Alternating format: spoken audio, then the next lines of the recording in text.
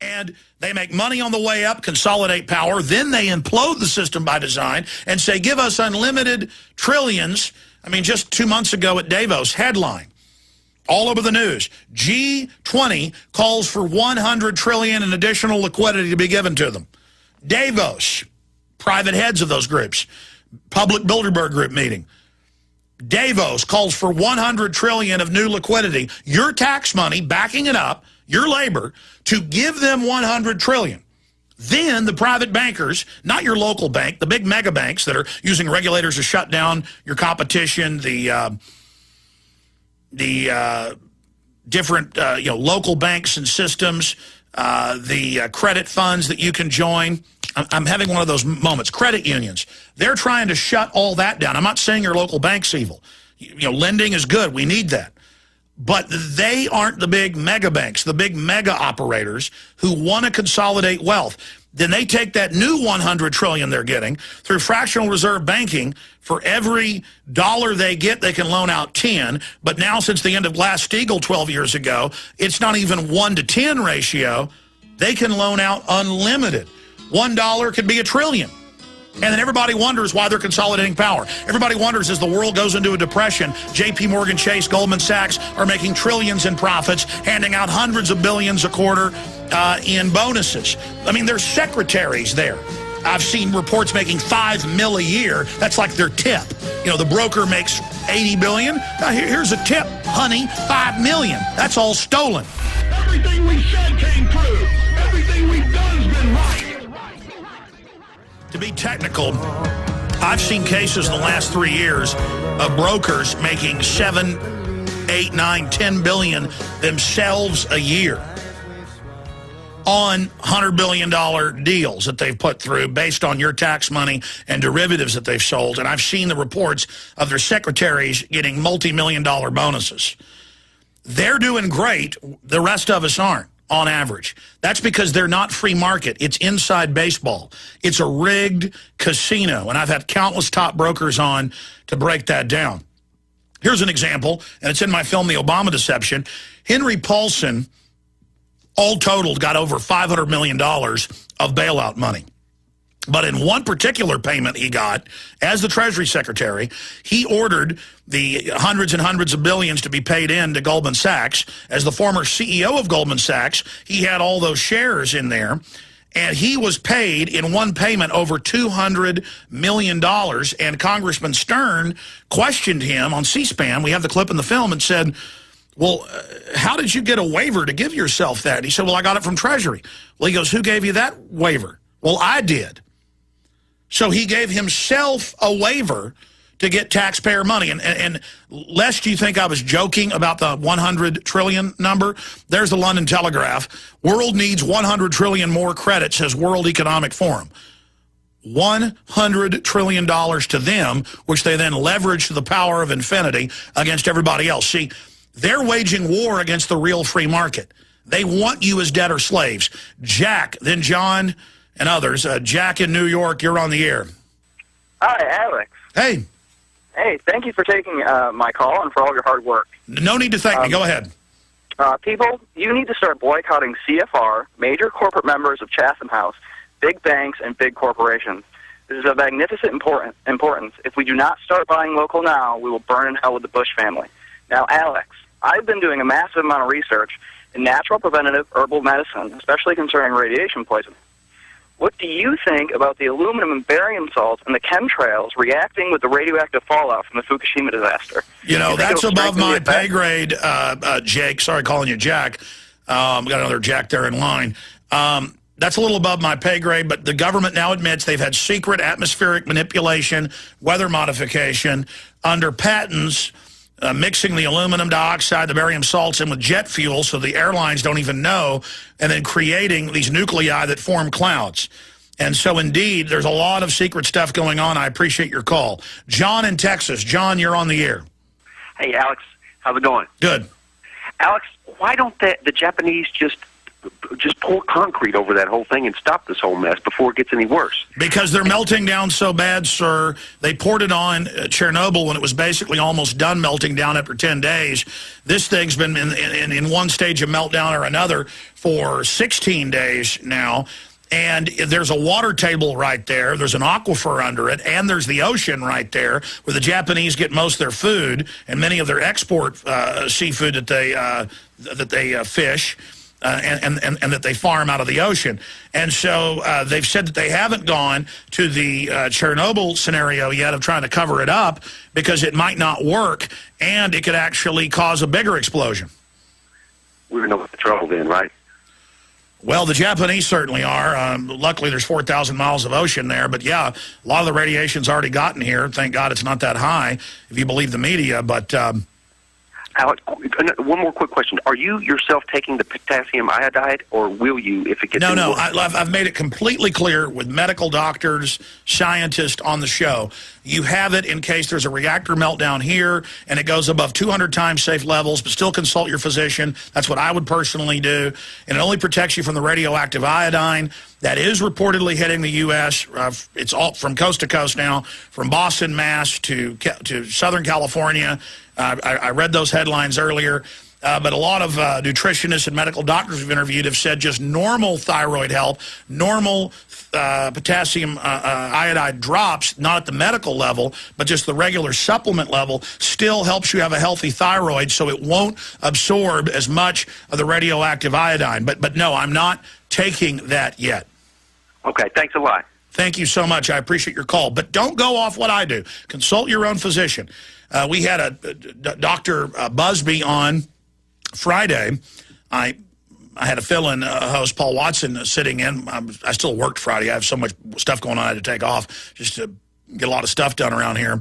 And I did yesterday actually listen to much of that broadcast. And by the way, Watson did an excellent job. Dr. Busby is a chemical physicist, does advise the British government on radiation poisoning. And he said that in some areas of the U.S., he probably would have children start taking it. But that's what he said. You talk to your own doctor. Let's talk to Dungeon Master. What do you work for? Homeland Security, run one of those black sites, torture sites? Dungeon Master in Texas, you're on the air. All right, sir. I wanted to talk to you about Homeland Security in my area, now that you mentioned it.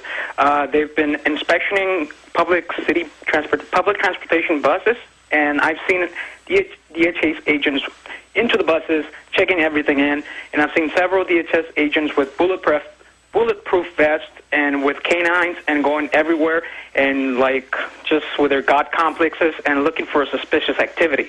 So, and I know that they're already hyping terrorist attacks and everything, and I don't know how this is connected in my area because I live in Laredo, Texas. So, you know, let me break it down for you. 8 years ago, almost 9 years ago, Governor Ridge said on C-SPAN, I saw him, that you'll have to have a Homeland Security card to even have a job.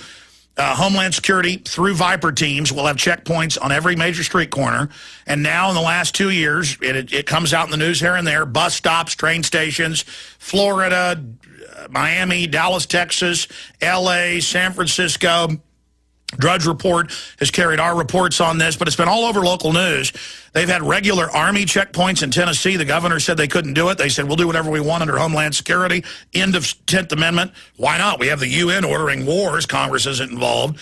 So this is martial law, but they don't announce martial law. They just start. I saw another drill in the Associated Press. In fact, I forgot to cover that. It was Thursday. Print me we wrote about it, but AP reported. They'll have drills at schools, mainly elementary, where federally funded local police come in with a script they've got to follow and say, we're homeschoolers against public education, we're going to kill you. And they point guns at 5-6-year-olds. They soil themselves. This is in the news. First started happening in Michigan.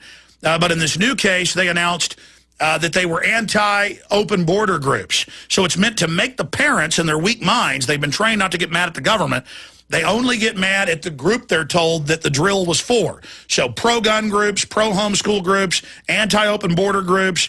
They had the police come in unannounced, terrorize the children. This was in the news last Thursday. terrorize the children. Headline, school drill, terrorists were anti-immigrant group. I think that's the headline. And a lot of, I mean, there's been cases in Minnesota where lawsuits have been won. They had a big case with a big pharmacy last year where the insurance company mandated that they do an unannounced robbery, and it freaked all the pharmacists out, and they rightfully sued. We were getting our house reinsured. Well, we've moved, and the lady came out and asked about our dogs, our kids, any domestic help, firearms. And my wife just said, we're not getting insurance with you, get out of here. And the lady was like, well, it's Homeland Security, I've got to ask these questions. They're turning everybody into spies. There's the headline, school shooting exercise portrays students as anti-legal immigration terrorists. Resistance to tyrants is obedience to God. It's Alex Jones. Hillary Clinton on ABC News today was talking about Libyan dictator and how he's a tyrant.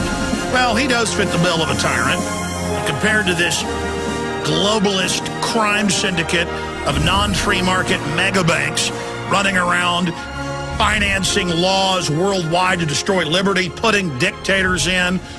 If he's a tyrant, he's a little 1-inch tall tyrant compared to a 1,000-foot tyrant that is the New World Order. But going back to what that caller raised, yes, suddenly Homeland Security's running checkpoints and training police to run checkpoints and funding grants for checkpoints and having the Army run checkpoints. I saw a report almost a year ago, Fox News, upstate New York. Over 2,000 arrests for drugs and firearms in the middle of the state. And it showed families driving under high-powered X-ray machines and the National Guard standing around with Homeland Security being radiated themselves. Not just no Fourth Amendment, but the military doing it. And they're just acclimating us, getting us accustomed to it, breaking our will. But they're not going to call it martial law. They call it security.